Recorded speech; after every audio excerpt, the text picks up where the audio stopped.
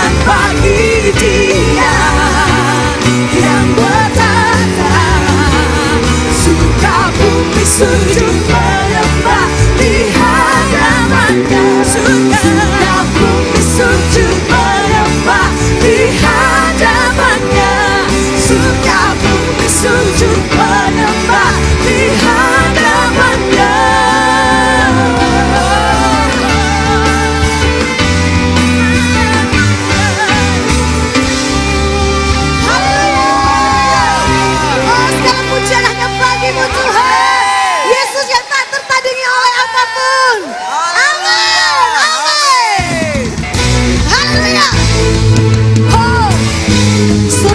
Sujud menyembahmu Tuhan, Engkau berkuasa.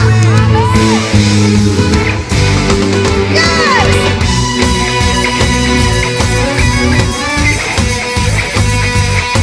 Oh.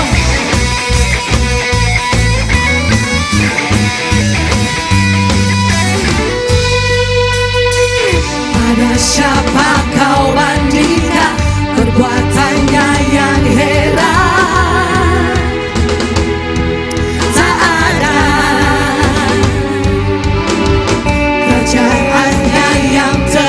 Tak akan tergoyahkan. Semua musuh gemetar mendengar nama-Mu Tuhan, seorang yang menang. Sungguh tak tertandingi, tak ada yang setara denganmu. Hanya Yesus Tuhanlah yang terhebat, jauh melebihi dari penguasa di dunia. Kerajaan-Mu kekal.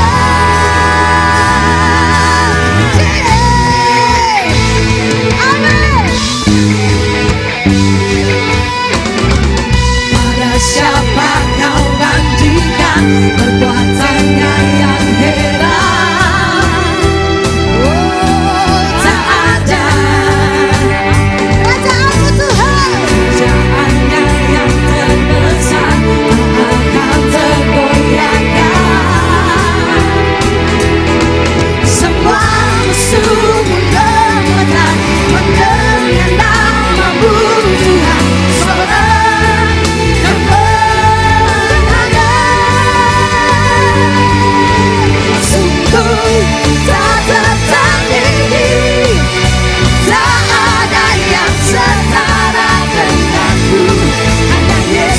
Tuhanlah yang terhebat, jauh melebihi dari penguasa di dunia. Kerajaan-Mu kekal, kekal.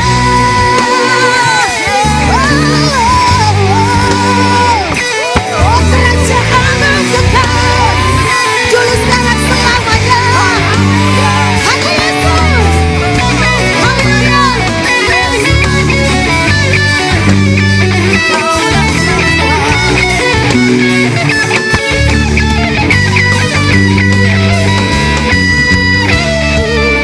Tak tertandingi, tak ada yang setara denganmu. Hanya Yesus Tuhanlah yang terhebat, jauh melebihi dari penguasa di dunia. Kerajaan-Mu kekal, sungguh tak tertandingi, tak ada yang setara denganmu. Hanya Yesus Tuhanlah yang terhebat, jauh melebihi dari penguasa di dunia. Kerajaan-Mu kekal. Oh.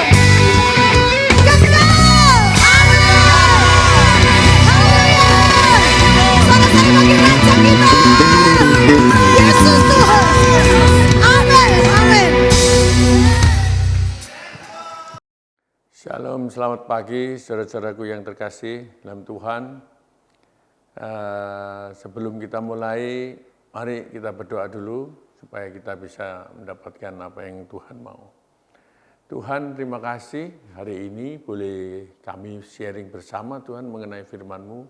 Biarlah kebenaran-kebenaran yang Kau berikan padaku menunjukkan, bisa memberikan informasi kebenaran tentang hati-Mu Tuhan. Buka hati kami, buka hati saya juga Tuhan, penuhi kami Tuhan dengan hati-Mu, sehingga apa yang saya sampaikan Tuhan, bolehlah itu menjadi berkat bagi kami semua. Di dalam nama Tuhan Yesus Tuhan, aku percaya Roh Kudus mendampingi kami semua, menyelesaikan semuanya bersama-sama dengan baik. Amin. Nah, selamat pagi. Luar biasa, sekarang sudah mulai memasuki bulan yang hujan sudah mulai, ya banyak. Belakangan masih panas, tapi sudah mulai hujan sudah mulai banyak. Jadi hujan berkat dari Tuhan pun datang buat kita semua. Amin. Ya. Oke. Mari kita baca judul dulu. Judul tentang tema kita, tentang tema roh bulan ini adalah Transforming the World, ya, di mana kita yang minggu ini kita akan mengajar dan temanya mengajar dan mendisiplinkan dalam kebenaran. Nah, minggu lalu kita sudah mendapatkan pengajaran dari Pak Herul mengenai 3 wilayah perubahan hidup, yaitu di mana ada pikiran, perasaan, dan perbuatan. Ya, pikiran rohani itu adalah pikiran Kristus. Nah, itu biasanya berlawanan. Jadi berlawanan dengan pikiran duniawi, opposite spirit. Ya, seperti kita tahu bahwa kalau di firman Tuhan dikatakan tampar kaki kiri, kan tidak disebutkan tampar kasih kaki kanan, ya kan tidak begitu. Ya, jadi disitulah. Jadi firman Tuhan, pikiran rohani itu pikiran yang berbeda, berlawanan dengan pikiran duniawi. Oke. Nah, mari kita lanjut dengan ayat daripada tema kita mengajar dan mendisiplinkan dalam kebenarannya, yaitu Kisah Rasul 2 ayat 41 dan 42. Mari kita baca. Orang yang menerima perkataannya itu memberi diri dibaptis, dan pada hari itu jumlah mereka bertambah kira-kira 3.000 orang. Semua bertekun di dalam pengajaran rasul-rasul dan dalam persekutuan. Ya. Dan mereka selalu berkumpul untuk memecahkan roti dan berdoa. Ya. Jadi ada dari sini kita bisa melihat bahwa ada 4 aspek, ya, ada 4 aspek atau 4 alasan. Ya, 4 alasan perlunya mengajar dan disiplin dalam kebenaran. Ya. Jadi di mana kita lihat bahwa 4 alasan perlu mengajar dan mendisiplin dalam kebenaran. 1, orang yang sudah percaya perlu mendapatkan pembinaan. Nah, ya kan? Jadi ini saya sedikit bicara, memberikan kesaksian gini. Kan setiap minggu saya memberikan meeting, memberikan pertemuan dengan karyawan-karyawan ya untuk membicarakan. Salah satu yang paling sering saya dapati, yang saya sering berikan untuk mengajar mereka tentang kebenaran ini, ya. Jadi misalnya sering saya lihat itu kamar mandi maupun kamar tidur, ya, maupun kontainer lampunya tetap nyala, tapi tidak ada orangnya. Jadi saya ngomongnya begini, jadi kalau masuk kamar lampunya dimatikan, ya, keluar kamar lampunya dihidupkan. Benar atau salah? Salah kan? Nah, lain kalau yang rockman hua-hua itu lampu dimatikan lah, lain artinya, ya. Nah, disinilah setiap kali saya selalu memberikan informasi ini supaya mereka menjadi satu kebiasaan di mana kita bisa menghemat listrik. Kan kalau waktu masuk kamar kan memang gelap dan lampunya dinyalakan. Tapi kalau keluar kamar sudah tidak ada orang, tidak ada keperluan lain, lampu dimatikan, kan begitu ya. banyak di dalam kehidupan kita sehari-hari yang bisa kita tentang kebenaran yang seperti gini, ya. Misalnya taruh handuk basah, gitu kan, di tempat tidur, ya, sering tidak boleh sama istri kita, ya kan. Nah itulah yang harus kebenaran yang harus kita berikan supaya itu bisa menjadi satu kebiasaan yang baik. Ya. Kemudian alasan yang kedua, menumbuhkan kasih persaudaraan dalam kebenaran. Ya. Jadi mengajar mendisiplinkan itu dalam kebenaran itu bisa menumbuhkan kasih persaudaraan di dalam kebenaran, hubungannya. Jadi menumbuhkan hubungan yang baik, misalnya di dalam kakak kita, ya, di dalam kakak, di dalam komsel kita, ya. Nah, komsel saya itu, Pocel BB2 itu juga terdiri dari orang-orang yang sibuk kerja. Jadi banyak yang pulang kerja, enggak usah mandi, langsung ikut kakak, ya, langsung itu KM dulu. Jadi mandi belakangan, ya. Jadi orang terdiri dari banyak orang-orang yang sibuk, ya. Jadi tapi kerinduan mereka untuk datang itu luar biasa. Nah inilah yang perlu kita contoh. Jadi orang percaya itu menumbuhkan kasih persaudaraan. Jadi karena mereka datang ngerasa bahwa perlu ketemu untuk keluarga ini, ya, perlu ketemu. Ada yang mempunyai alasan kenapa kok mau datang, rajin datang, karena mempunyai hati untuk mau datang, ya, untuk bertemu dengan keluarganya, ya. Ada yang ngomong bahwa senang karena mendengarkan kesaksian-kesaksian, kebenaran-kebenaran firman, ya. Nah, jadi ini yang memotivasi mereka, memotivasi kami untuk menjadi rajin di dalam berkakak, ya. Ada yang senang juga karena didoain. Nah, ini luar biasa, ya. Itulah, ya.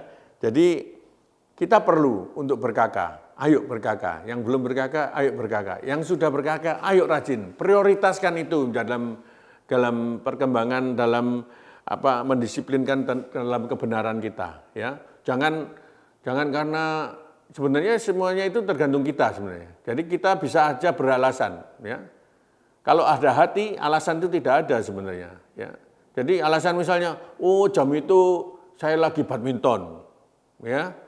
Waduh, saya tidak bisa datang. Oh jam itu saya lagi misalnya olahraga lainnya, ya, olahraga atau lagi ngantarkan anak sekolah atau gimana. Itu kan kita yang membuat alasan. Jadi baiklah kita itu kalau mempunyai hati itu bisa diatur. Bagaimana ngaturnya? Itu tergantung kita, ya. Jadi rajinlah berkakak, ya. Alasan yang ketiga yaitu membuat kita menjadi berkat, ya. Jadi kita menjadi berkat di luar persekutuan. Kita sering mendengarkan kesaksian-kesaksian, ya. Kita sering jadi kita mendapatkan semangat untuk bisa ya. Salah satunya adalah bagaimana kita bisa mendoakan orang lain, ya, bisa mendoakan orang lain. Dulu ini ini kejadian yang kemarin ini luar biasa. Jadi saya dengar bahwa ada teman saya, ya enggak saya sebut namanya, sakit, ya. Nah, kemudian saya diteleponkan sama teman yang lain. Kemudian karena saya pikir serius karena orang tua kan, saya datang. Ternyata bukan sakit serius ginjal gitu, enggak, ya. Jadi ternyata habis itu saya bilang, oh ini sakit tulang punggung, ini HNP ini, ya. Nah, kebetulan kita juga punya obatnya, jadi kemudian saya bawa untuk saya kasih ke mereka. Nah, ketika saya bicara, kita makan terus saya kasih obatnya, saya minta izin, saya doain obat itu, ya. Saya doain. Ternyata obat yang lain disodorkan juga, ini juga Pak, didoain juga. Luar biasa kan? Jadi di situ kita bersaksi, ya, kita bersaksi menjadi berkat bagi orang itu, walaupun kita tidak secara menarik dia untuk menjadi ikut kita, tapi dari perlakuan itu dia menjadi senang, ya, obatnya didoain, ya. Ingat, kita harus mau untuk melakukan berdoa ini. pengalaman saya ya, kesaksian saya waktu di awal-awal itu, saya pernah ada saudara, paman dari anak buah saya sakit, masuk rumah sakit saya dengarnya, tapi saya tidak tidak terlalu tanya sakit apa, tapi saya tanya, oh sudah keluar rumah sakit sudah sembuh ya? Ya, kalau keluar rumah sakit kan sudah sembuh mestinya ya. Ternyata dia jawab tidak, belum Pak. Loh, keluar rumah sakit itu harusnya sudah sembuh. Iya, tapi sudah semingguan lebih ini dia belum sembuh, tapi disuruh pulang. Nah, saya langsung berpikir bahwa kalau di rumah sakit saja sudah disuruh pulang, berarti kan sudah tidak ada harapan gitu ceritanya ya. Nah, kemudian saya bantu, oke nanti kita ayo sore nanti malam ikut untuk pergi ke dokter Oi Cheng Sin, waktu itu masih hidup beliau. Nah, sebelum jam-jam saya jemput mereka itu jam 7 itu, datanglah seorang pendeta ke rumah saya berbicara-bicara. Nah, akhirnya saya minta izin, Pak, saya mau mengantarkan orang sakit ini gini. Dia bilang, mengapa kamu antar dia ke dokter? Doain dulu dia. Dalam hati saya, loh, saya kok bisa berdoa untuk orang sakit ya, saya bilang gitu ya. Nah, tapi kata-kata itu, motivasi itu, nah itulah yang harus kita berikan juga untuk orang lain. Kadang-kadang bisa membuat orang itu terbakar, dan saya terbakar oleh kata-kata itu. Padahal saya belum pernah mendoain orang sakit waktu itu ya. Nah, jadi saya selama dalam perjalanan saya jemput dia, terus saya bawa ke dokter Oi Cheng Sin itu, hati saya itu selalu terbakar mengenai itu. Kenapa enggak kamu doain? Kenapa enggak kamu doain gitu kan? Waduh. Tapi sudah saya taruh, saya pulang. Tapi itu terus ya. Nah, kita tahu dokter Oi Cheng Sin itu dokter yang paling malam ya. Selesainya jam 12 malam itu. Ya. Jadi kemudian pas jam 12 malam saya jemput, ternyata sudah selesai, dan saya bilang, ya ini karena perkataan itu jadi saya jadi memberhentikan diri karena dia bukan orang Kristen. Pak, maukah saya doain? Oh, mau gitu, sangat mau. Jadi rupanya itu sudah pada taraf pada puncaknya gitu ya, di mana semuanya sudah diusahakan sama dia. Jadi rupanya dia itu tidak bisa ke belakang, saudara-saudara. Sudah selama 9 hari ini tidak bisa ke belakang sama sekali. Apapun dimakan, mulai dari pepaya kah, mau dari kangkung kah, mau makan obat pencahar lah, mau apa, semuanya sudah. Jadi akhirnya menumpuk semua, akhirnya menjadi sampai di leher. Katanya dia itu begitu. Jadi dia tidak bisa tidur, badannya panas, ya. Jadi kalau sudah lepas baju semua karena panas, tidak bisa keluar kan. Tidur pun tidak bisa, tidurnya jongkok, duduknya pakai karet ban Vespa itu, gitu, ya. Nah di dalam perjalanan itu yang membakar saya. Kenapa enggak kamu doain itu? Akhirnya saya memberhentikan diri seperti itu. Kemudian saya antar sampai di rumah, jam 12 malam, ternyata dia itu adalah penjaga masjid itu ya. Saya enggak tahu. Nah, ternyata di dalamnya sudah banyak orang yang ada di dalamnya, termasuk keluarganya, kakak-kakaknya semua. Karena ini dianggap sudah serius, ya. Nah, disitulah jam 12 malaman itu saya baru pertama kali berdoa untuk orang ini, orang sakit. Saya tidak tahu berdoanya gimana, pokoknya mungkin doa Bapa kami sudah saya sebutkan di situ, ya. Pokoknya saya mau menjalankan apa yang menggerakkan saya itu. Dan saya berdoa, saya pulang. Ya. Saya pulang di rumah pun saya doa, Tuhan tolonglah jangan sampai buat malu. Ya gitu ya, saya ceritakan tentang ini. Nah besok pagi-paginya 6:30 saya mendapatkan telepon ya, dari orang itu. Ya, ini salah satu kesaksian yang berhasil ini ceritanya ya. Jadi dia bilang, Pak sudah keluar dari anak-anak, cucu-cucu cicitnya semua keluar. Gitu ya, luar biasa ya. Ya disitulah ya. Jadi kadang kita perlu untuk melakukan itu supaya kita bisa memuliakan pekerjaan memuliakan Tuhan, menjadi berkat ya, menjadi berkat. Alasan keempat, dapat melipat gandakan jumlah orang percaya ya. Jadi kita bisa menjadi orang percaya menjadi lebih banyak karena melihat kita ya, melihat kesaksian kita ya. Oke. Nah, apa itu kebenaran? Ya, jadi kita lihat ada dua kunci, yaitu kebenaran dan persekutuan. Ya. Apa kebenaran itu? Kunci pertama. Kebenaran itu adalah Kristus itu sendiri. Ya, kemudian kita lihat, kita baca dalam Yohanes 14 ayat 6. Di situ dikatakan bahwa akulah satu jalan, yang kedua adalah kebenaran, ya, dan tiga hidup. Tidak ada seorang pun yang datang kepada Bapa kalau tidak melalui aku. Ya, jadi kita tahu bahwa dikatakan oleh Tuhan bahwa ikuti saja jalanku. Kadang-kadang kita tidak melihat jalan itu, ya. Kadang-kadang kita tidak tahu apa ini jalan ini benar apa enggak, ya. Tapi kalau kita mengikuti jalan Tuhan itu, maka kebenaran demi kebenaran akan mengikuti, ya. Sehingga akhirnya kita menjadi hidup dengan damai, ya, memberi hidup kita, ya, hidup kita menjadi berkelimpahan, ya. Jadi kebenaran itu sebenarnya didapat dari hati Tuhan itu sendiri, ya, hati Tuhan. Oke, hati Tuhan itu dapat kita lihat dari Galatia 5 ayat 22 sampai 23, ya, dikatakan, tetapi buah roh ialah kasih, sukacita, damai sejahtera, kesabaran, kemurahan, kebaikan, kesetiaan, kelemah lembutan, penguasaan diri, ya. Jadi itulah hati Tuhan. Itulah pikiran Yesus itu. Yesus mau kita bisa menyamai seperti dia. Kita bisa seperti dia. Nah, itulah kebenaran itu.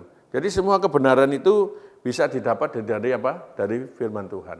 Jadi kalau mau tahu mengenai jalan apa itu kebenaran, ya kita harus beribadah. Karena di dalam ibadah kita mendengar firman Tuhan, penjelasan tentang firman Tuhan. Kemudian kita juga bisa dalam pertemuan-pertemuan di tengah ibadah, kalau kakak, ya, di dalam komsel kita. Nah, itu sangat perlu. Jadi jangan tinggalkan pertemuan-pertemuan ibadah itu, ya. Kita harus rajin untuk itu, ya. Nah, beberapa kebenaran-kebenaran, ya, kebenaran-kebenaran yang saya hidupin, ya. Jadi misalnya, ya, saya hidup mengenai misalnya financial freedom, ya, mengenai financial freedom. Itu adalah kebenaran saya, di mana saya sejak awal saya berusaha, saya tidak mau ngutang ceritanya, ya, tidak mau ngutang dari bank, ya. Tapi jangan artikan bahwa tidak boleh ngutang dari itu. Saya sendiri yang mempunyai kebenaran itu, ya. Jadi dari kebenaran yang saya hidupi itu, saya mempunyai financial freedom itu tadi. Itu yang seperti Pak Arifin ceritakan beberapa tahun yang lalu mengenai financial freedom. Saya beli alat sesuai dengan kemampuan saya. Jadi ketika alat itu saya beli, ketika tidak ada pekerjaan, saya tidak akan takut. Karena tidak akan menanggung bunga di situ, ya. Nah, jadi saya menjadi bebas, saya menjadi tidak takut tentang harus membayar ini, membayar itu, begitu, ya. Jadi kita harus melakukannya sesuai dengan kemampuan kita, ya, sesuai dengan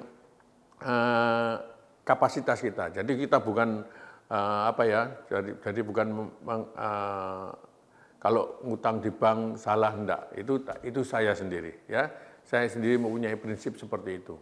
Jadi saya menjadi bebas, saya enggak pernah takut mengenai kalau alat saya enggak kerja. Tapi saya tahu alat itu akan bekerja karena Tuhan memberkati alat itu, ya. Nah, kebenaran-kebenaran juga ada di mana kebenaran kita harus membangun rumah Tuhan, ya, membangun rock gate, ya, rock gateway, ya, rumah roti yang sangat berharga, yang sangat diperlukan oleh orang-orang. Terutama orang-orang yang baru, orang-orang yang mencari Tuhan. Dia pasti mencari gereja, dia mencari rumah Tuhan, ya. Itu perlu. Jadi kita perlu untuk menjalankan, mendisiplinkan kebenaran ini, ya. Ayo kita berdonasi, ya. Ayo kita bersama-sama menyumbangnya. Siapa yang tergerak untuk nyumbang, ayo mari kita sama-sama, ya. Dan itu pasti dicatat oleh Tuhan. Karena apa? Karena ketika orang itu ada orang yang bertobat dan masuk ke dalam gereja itu untuk bisa mendengarkan firman Tuhan, itulah berkat yang bisa kita dapat. Tuhan sangat menyenangi itu. Ya, oke. Kemudian kita bisa yang kedua, kita bisa membagi hidup dengan orang lain. Ya, kita kebenaran membagi hidup. Hidup kita ini loh berarti ketika hidup kita itu berarti bagi orang lain. Itu saya dapat dari tentang pengajaran roh ini. Jadi di mana bahwa hidup kita itu berarti ketika hidup kita itu berarti bagi orang lain.